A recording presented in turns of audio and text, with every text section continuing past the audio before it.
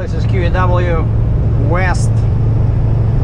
I'm in Canada, Queen Elizabeth Way. Just crossed the border about 20 minutes ago with the other guy's trailer. So I'm pulling a 55-ton Fontaine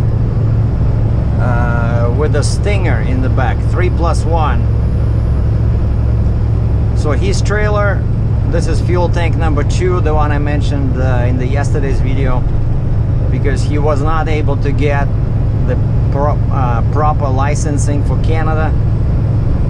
And so I set up border crossing with his trailer. I got the bridge permit to cross the bridge, and we met at the GM's truck plaza in Cheektowaga, and I bobtailed there from Prescott, where my trailer is now. And the plan they have is to have a trailer tomorrow on site at 9 a.m. and unload both trailers. So I will have to do some shunting, but I'm getting some good extra bonus for this. And plus it's a very nice experience. I don't think I ever pulled 3+1, a rig before. And I wanted to share with you guys that it feels so much nicer actually than pulling a quad trailer, right? Because the rear axle is steerable. It pivots, and somehow it's so much easier to drive like this. Even though I'm so much longer. You know, with the quad, I'm about just under or probably at 80 feet long. But here I'm 95 because the spreader is 14 feet, or probably 14.6 or 14.2, something like that. And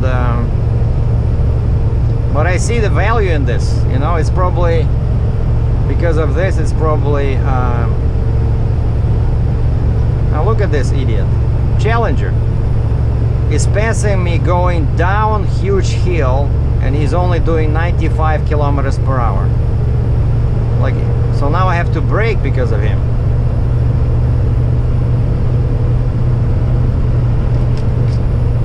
Unbelievable. Like, nobody cares, you know. Everybody cares only about themselves. So, but I'm not changing lanes with this thing. This is super heavy. So I'm estimating my gross weight. It's a bit lighter than with my own trailer. Because his trailer is 55, so it's probably about 7,000 pounds lighter, but the Stinger adds at least 3,000. And the owner of the trailer told me that he got the spreader bar, he got used for about 10,000 bucks. And I know Fontaine told me on my trailer, because it's modular, 2+1+1, right? I have a tandem trailer with the 2 modular axles. Fontaine tells me that even for 3+1 configuration, I need to use the expensive EQ2 spreader, which is 40,000 US. But that's nitro. This one that I have on this trailer, it's a rigid or fixed spreader, so there's no nitrogen, nothing. You have to use shims to create an angle. And so some people are saying that these rigid spreaders, it's very easy to break them.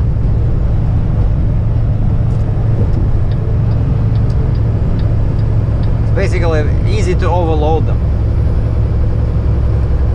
especially if you forget to pull the pin, like in the middle of that spreader where the pivoting point is, there's a pin.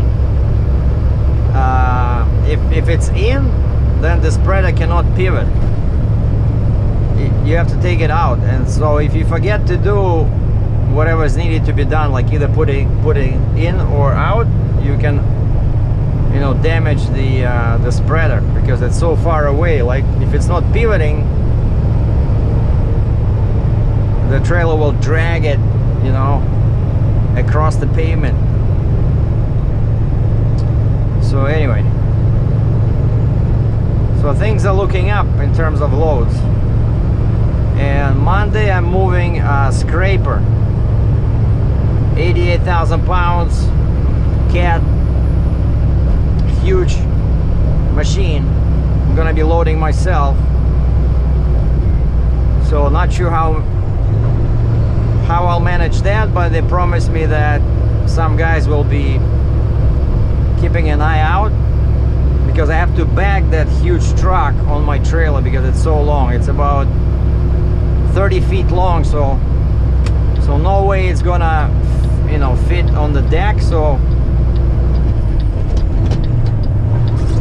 I'm gonna put the cab facing forward, and the rear wheels will be over my wheels on the trailer.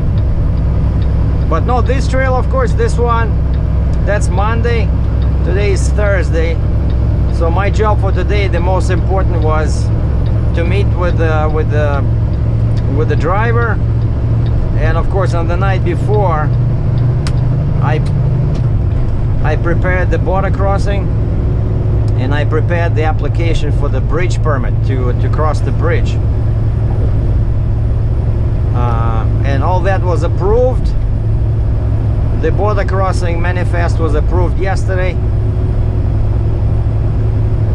and the permit bridge I got this morning. So all was good, and then I went to the border. They stamped my paperwork. Now I'm in Canada. So it seems pretty simple, but if you're an American carrier, it's not that simple, because you need to be, you know, as a trucker, you need to be properly licensed, have all kinds of registrations, you know. So it is a foreign country after all. It's not like it's another state, you know. It's like going into Mexico from US. And not many people realize that oh, Canada, oh yeah, okay. But no, Canada is totally different.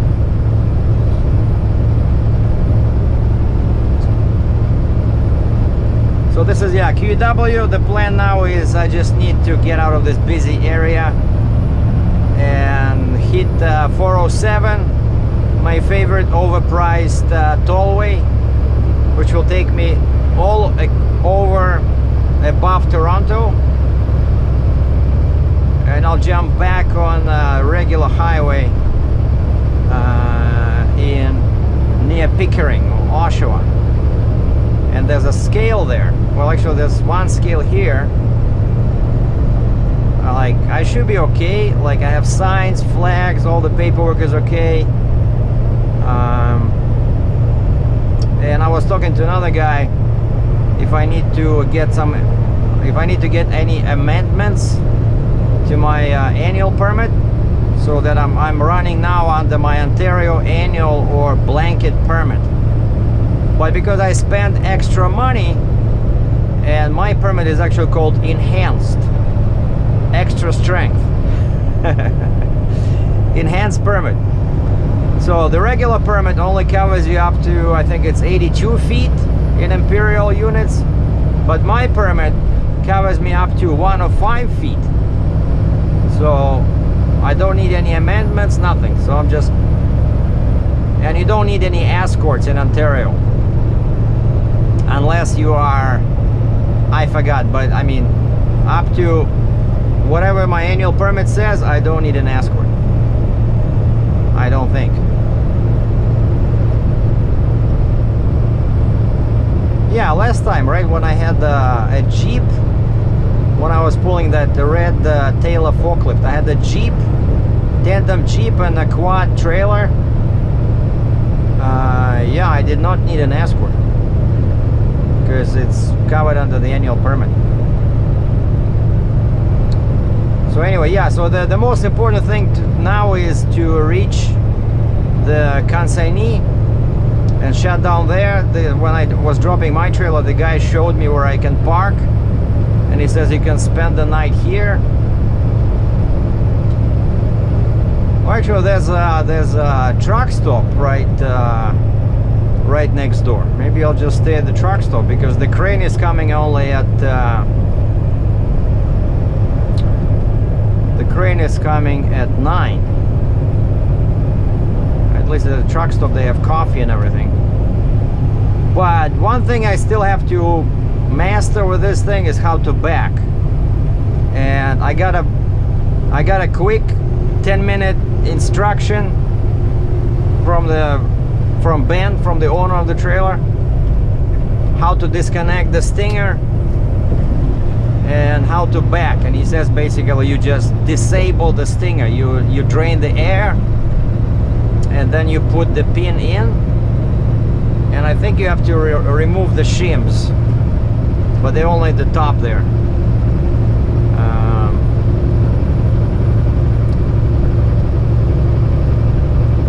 Like I said, it's the first time, and so if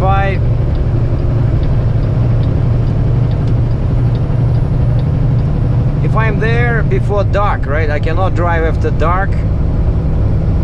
And so my ETA now, if I'm driving non-stop from here, it says I'll be there at 5 p.m.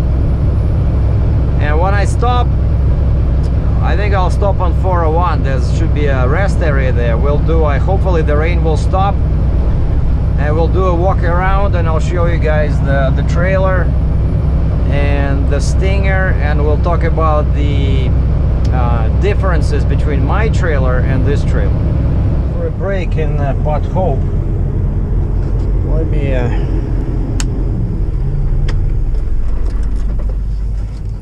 me show you my my trailer.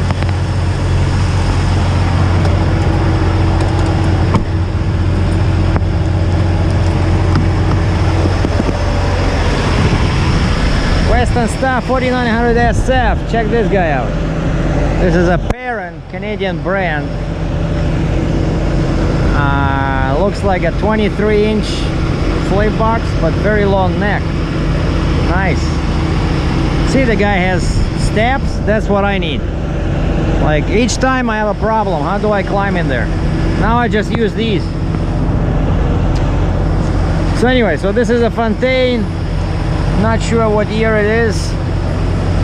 So this guy has a dual power. He has Honda, and he also has hoses, but I said let's use the Honda, this way I don't have to drag my my hoses.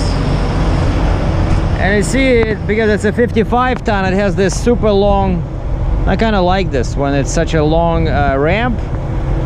You don't have to flip anything, right? So it's very nice. And and this is really cool.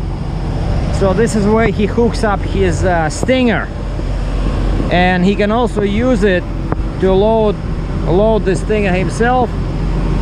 He can hook up to the stinger, and he says he can drive it on, and he doesn't need any help. I really like this. And he says when it's on, because it's hooked up over here, and he locks the pivoting point so it cannot go anywhere. So it's the same tank as before, except that I had to use his trailer, right? So very nice. That's a nice looking Western Star. Check out those pipes. Oh, and it's modular. It's modular as well. You can disconnect everything. But by the way, this is a very typical in Canada, because everybody just has 4 axles fixed, and then they have air ride. You know, nobody bothers here with stingers most of the time. Like that's the most typical. The most typical IGN here is like that in Quebec, and because Quebec gives you 77 metric tons, or 77,000 pounds, if your truck is long enough. Like my truck is not long enough for that, but if my truck had 16.4 feet in here, or 5 meters, and I had 4 tires on this axle, and a quad trailer, and the trailer had 3 or 5 tires, you know, like 12R wider tires, then you get 77,000 kgs in Quebec, and then here you get 71, right? Like just with 8 axles. And so most people don't use stingers, but why you need it is because once you hook up a Jeep, that can throw off the balance, you know, of everything. But anyway, but I really like it. Like I mentioned, I really like it when there's a stinger there.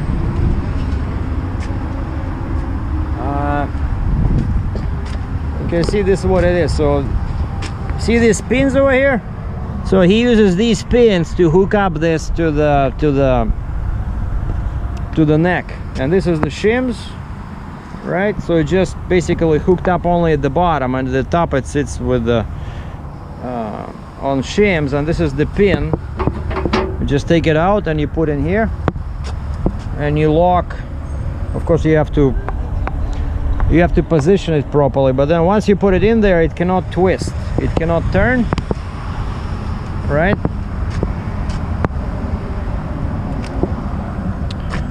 And he was just showing me how to that's a very small sign. I think it's supposed to be bigger than that. But that's okay.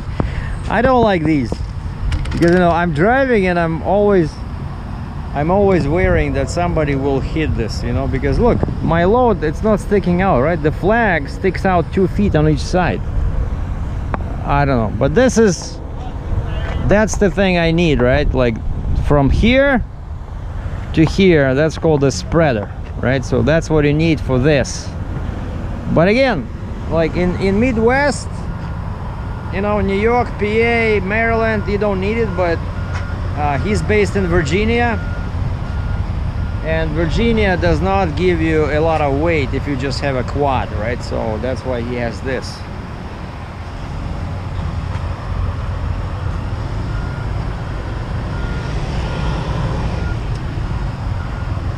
All right, and that's it, right? And his trailer is lighter because it's a 55 ton, and it's lower. I don't know why, but we were measuring the height.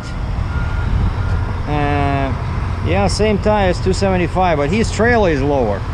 That's it, because my trailer is you know, 60 ton capacity. The trailer, everything is bigger, right? The like the neck, like my neck is bigger, everything here is bigger, the metal is thicker. Alberta. All right, okay, cool. So let me just grab a coffee and then I'll keep driving. Yeah, you see? So really nice. You just had somebody welded in here, right? So I'll grab a coffee, and from here it's 270 kilometers.